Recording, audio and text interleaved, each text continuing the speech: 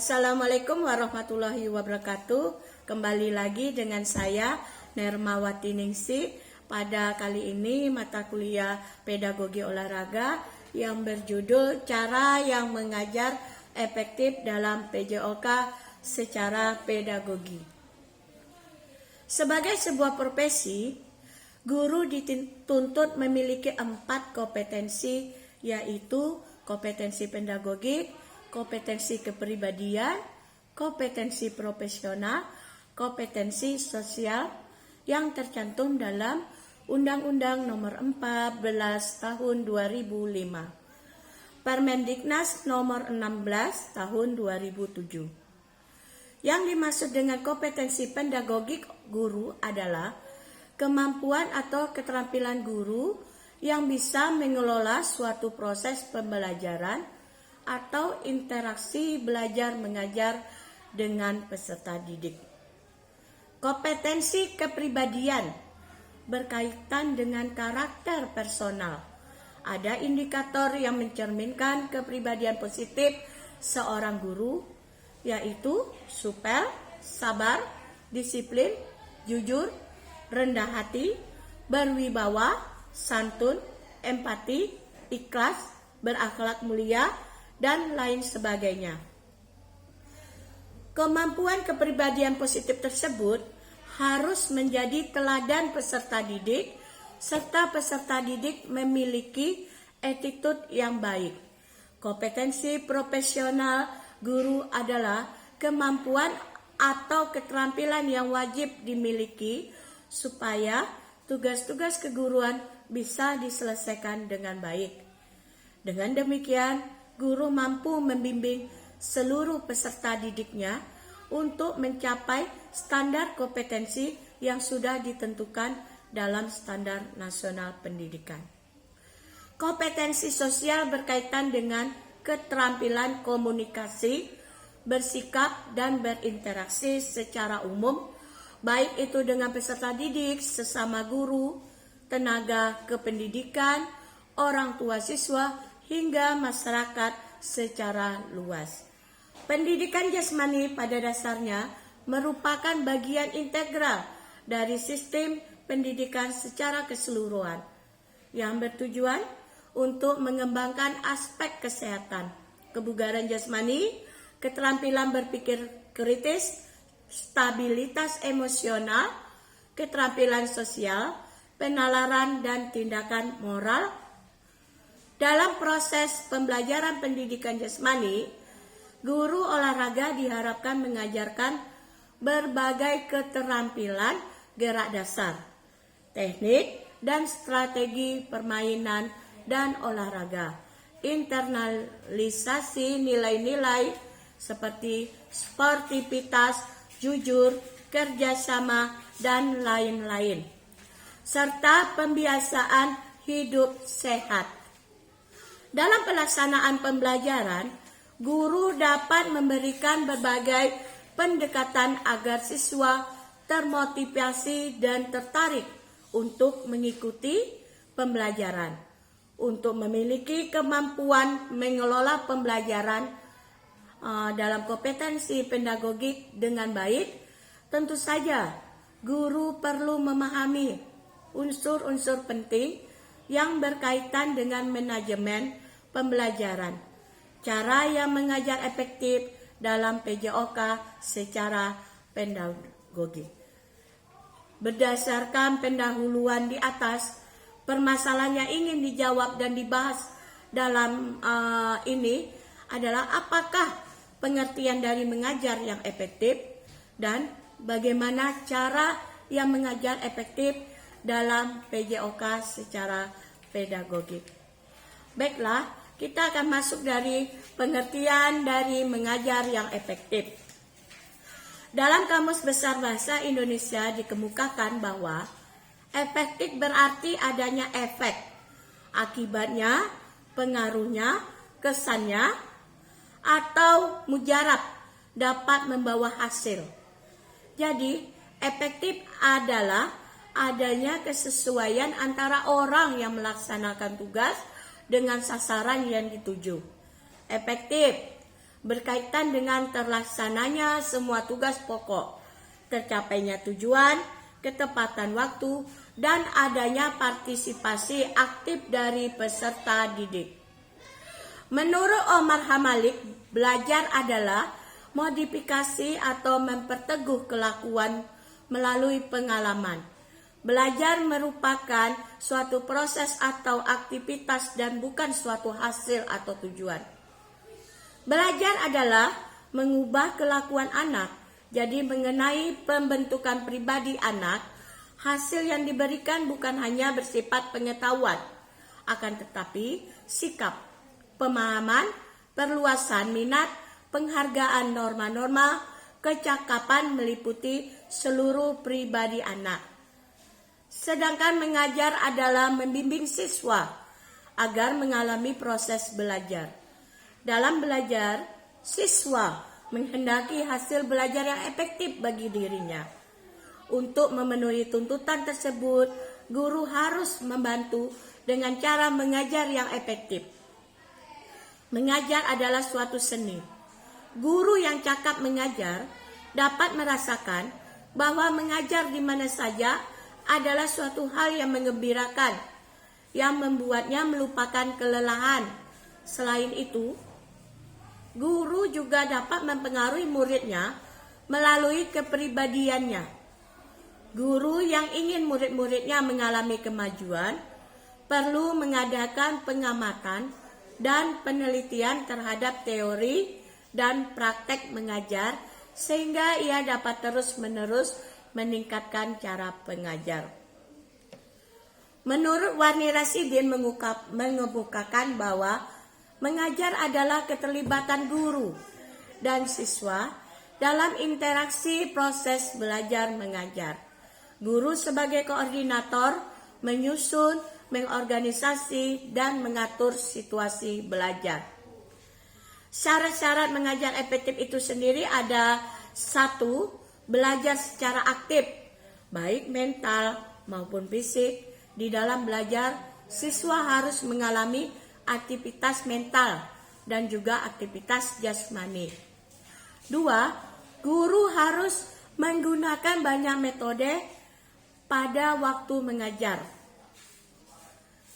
Dengan menggunakan variasi metode, mengakibatkan penyajian bahan pelajaran lebih menarik perhatian siswa, mudah diterima siswa, dan suasana kelas menjadi hidup. 3. Motivasi. Hal ini sangat berperan pada kemajuan perkembangan anak. Selanjutnya 4. Kurikulum yang baik dan seimbang. 5. Guru perlu mempertimbangkan pada perbedaan individual. Guru tidak cukup hanya merencanakan pengajaran klasikal karena masing-masing anak mempunyai perbedaan dalam beberapa segi. Misalnya inteligensi, bakat, tingkah laku, sikap, dan lain-lain. 6. Guru akan mengajar dengan efektif bila selalu membuat perencanaan dahulu sebelum mengajar. 7. Pelajaran di sekolah perlu dihubungkan dengan kehidupan nyata di masyarakat.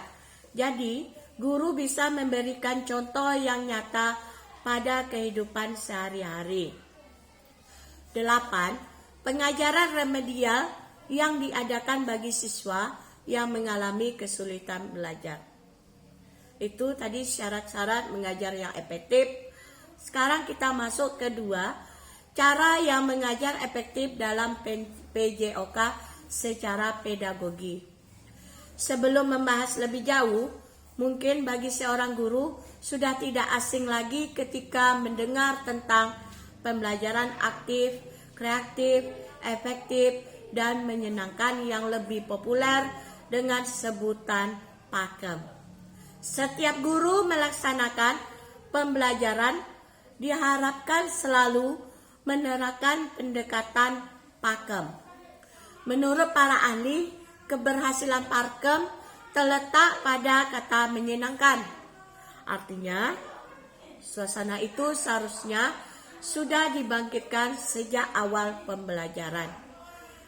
Dave Meyer dalam bukunya yang berjudul The Accelerated Learning Handbook menuliskan, menyenangkan atau membuat suasana belajar dalam keadaan gembira bukan berarti membuat suasana ribut atau huru-hara.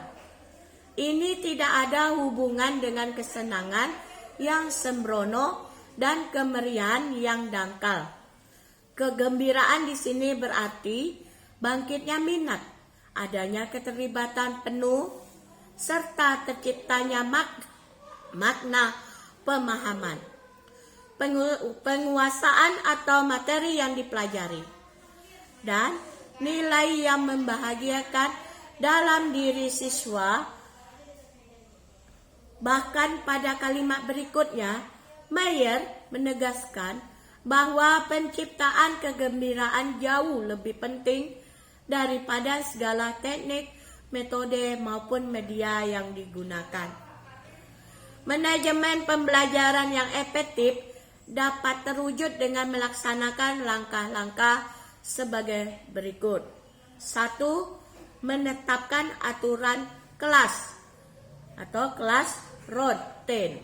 Seperti waktu awal Pertama masuk, saya melakukan perjanjian kepada siswa-siswa yang sekiranya semua setuju dan senang sesuai dengan kesepakatan bersama, dan perjanjian tersebut tidak boleh dilanggar.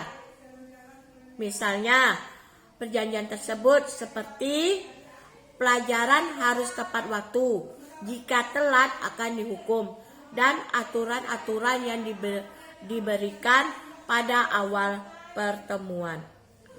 Kedua, memulai kegiatan tepat waktu dalam kurung getting started. Kegiatan harus mulai tepat waktu sesuai perjanjian awal yang sudah disepakati bersama. Sebelumnya, murid-murid harus ada di tempat. 3. Mengatur pelajaran, managing the lesson. Memberikan sedikit penjelasan tentang yang akan dipraktekkan. Misal, memberikan teori dribble pada bola basket, diberikan pengarahan terlebih dahulu. Kemudian, murid disuruh mempraktekkan langsung sambil didampingi oleh saya atau guru yang bersangkutan. 4. Mengelompokkan siswa, grouping the student. Misalnya dalam satu kelas ada 40 siswa, bola ada 20. Satu kelas dibagi 10 kelompok, setiap kelompok ada 4 siswa, dan masing-masing kelompok terdapat satu ketua kelompok. 5. Memanfaatkan ruang atau lapangan dan peralatan, utilizing space and equipment. 6. Mengakhiri pelajaran, ending lesson. Setelah jam pelajaran akan berakhir kurang dari 15 menit, saya akan memberikan evaluasi tentang apa yang tadi saya berikan. Tidak perlu lama-lama, cukup 5 menit, 10 menit sisanya memberikan waktu buat siswa untuk ganti baju dan istirahat. Untuk mendukung terjadinya proses pembelajaran, maka unsur-unsur pengelolaan pembelajaran meliputi 2 tindakan, yaitu 1 model tindakan yang terdiri dari preventif, yaitu upaya sedini mungkin yang dilakukan oleh guru untuk mencegah terjadinya gangguan dalam pembelajaran. Referensif, kemampuan guru untuk mengatasi, mencari, dan menemukan solusi yang tepat untuk memecahkan masalah yang terjadi dalam lingkungan pembelajaran. Selanjutnya ada modifikasi tingkah laku. Kedua, masuk ke peran guru. Yang pertama kali mendorong siswa mengembangkan tanggung jawab individu terhadap lingkungannya. Selanjutnya ada membangun pemahaman siswa agar mengerti dan menyesuaikan tingkah lakunya dengan tata tertib kelas. Selanjutnya, menimbulkan rasa berkewajiban, melibatkan diri dalam tugas, serta tingkah laku yang sesuai dengan aktivitas kelas. Hal-hal yang harus dihindari, yang pertama, campur tangan yang berlebihan.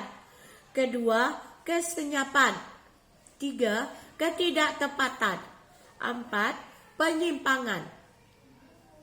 5, teknik pembelajaran yang menyenangkan. Keberhasilan suatu pendidikan salah satunya ditentukan oleh bagaimana proses belajar mengajar itu berlangsung. Selain itu, proses interaksi belajar pada prinsipnya tergantung pada guru dan siswa, sehingga keberhasilan belajar dalam bidang kognitif, afektif, dan psikomotorik dapat tercapai.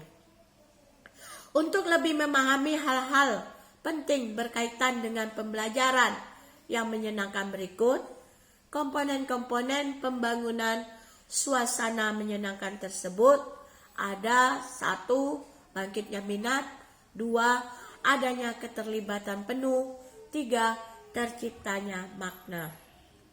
Di dalam kurikulum tahun 2004, yaitu kurikulum tingkat satuan pendidikan KTSP, maupun di dalam kurikulum yang baru, kurikulum 2013, ruang lingkup PJOK di tingkat satuan pendidikan dasar atau menengah tidak berbeda, yang meliputi 1, permainan dan olahraga; 2, aktivitas pengembangan; 3, uji diri atau senam; 4, aktivitas ritmik; 5, aktivitas air; 6, pendidikan luar kelas; 7, kesehatan. Ruang lingkup pembelajaran PJOK meliputi 3 aspek terstruktur dalam kurikulum yang dalam pendidikan dasar dan menengah, yang meliputi pendidikan jasmani, yaitu pendidikan gerak yang bertujuan mengembangkan potensi aktivitas anak secara organik, neuromuskular, intelektual, dan emosional. Pendidikan olahraga yaitu pendidikan gerak yang bertujuan mengembangkan kemampuan gerak dasar cabang-cabang olahraga. Pendidikan kesehatan yaitu pendidikan yang membentuk dan mengembangkan pengetahuan serta pandangan hidup sehat, serta dapat menerapkan perilaku hidup sehat dalam kehidupan sehari-hari. Jadi, bisa kita ambil kesimpulan, mengajar efektif adalah membangun pengalaman belajar siswa dengan berbagai keterampilan proses, sehingga mendapatkan pengalaman dan pengetahuan baru menyenangkan. Dimaksudkan agar guru mampu menciptakan suasana belajar yang menyenangkan, sehingga siswa memusatkan perhatian secara penuh. Mengajar efektif merupakan usaha membangun pengalaman belajar siswa dengan berbagai keterampilan proses untuk mendapatkan pengalaman dan pengetahuan baru. Melalui penciptaan kegiatan pembelajar yang beragam dan mengkondisikan suasana belajar sehingga mampu memberikan pelayanan pada berbagai tingkat kemampuan dan gaya belajar siswa, serta siswa lebih terpusat perhatiannya secara penuh. Latar belakang siswa yang beragam dapat merupakan masukan yang baik dalam kelas bila dikelola secara benar.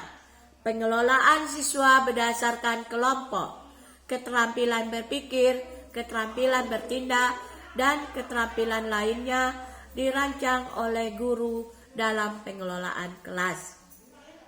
Perencanaan pembelajaran, penilaian, dan pengelolaan pembelajaran sangat menentukan keberhasilan dalam kegiatan pembelajaran. Sedangkan sebagai unsur-unsur pembangunan atas tercapainya manajemen sebagai pembelajaran tersebut adalah model tindakan, peran aktif guru, dan menghindari hal-hal yang dianggap kurang perlu dilakukan dalam mengelola pembelajaran khususnya pada pelajaran pendidikan jasmani, olahraga, dan kesehatan. Demikian, terima kasih dari semua penjelasan yang saya paparkan tadi. Saya berharap saran dan kritik dari pendengar agar penulis dapat memperbaiki dan menyempurnakan kualitas dari pembuatan paper serta meningkatkan mutu isi pembahasan saya tersebut. Terima kasih. Wassalamualaikum warahmatullahi wabarakatuh.